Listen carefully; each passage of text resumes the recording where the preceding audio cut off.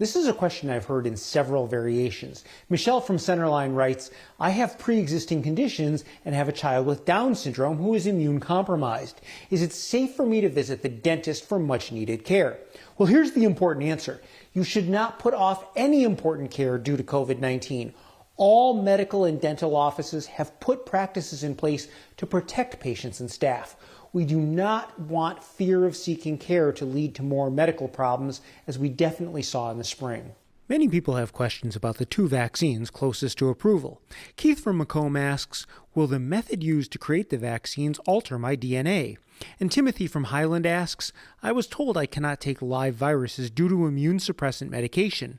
Will the benefit outweigh the risk in this case? Both the Pfizer and Moderna vaccines are mRNA vaccines, meaning they are not live virus. In fact, they're about the furthest thing. They use artificially produced genetic code that gets our bodies to produce only the spike protein that's on the surface of the SARS-CoV-2 virus. Once we produce that spike protein, our immune system reacts to it and generates antibody immunity.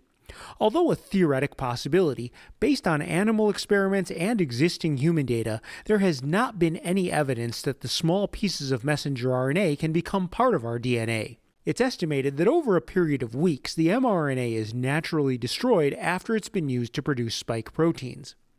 Andy from Plymouth and several other viewers are asking similar questions. The first is, if you have already had a known case of COVID and recovered, should you still get the vaccine shots? Should you go to the end of the line? While that sounds reasonable, there are a couple of considerations. We don't know precisely how long-lasting or effective the immunity that someone gets from a natural infection is. For that reason, at this time, the plan is to give the vaccine to people regardless of past infection. There has been some discussion, though, that in a situation where there's a limited amount of vaccine and some people know they've been infected, they might voluntarily delay their vaccination. A related question, should you get an antibody test to help determine your ranking for the vaccine? And if you have antibodies, then you would go to the end of the line having already had COVID. Now, this may also seem logical. The problems are that antibody tests aren't reliable enough to ensure that you have protective immunity, and of course, practically, administering the vaccine will already be a Herculean challenge. Adding one more cog in that wheel would definitely not be beneficial.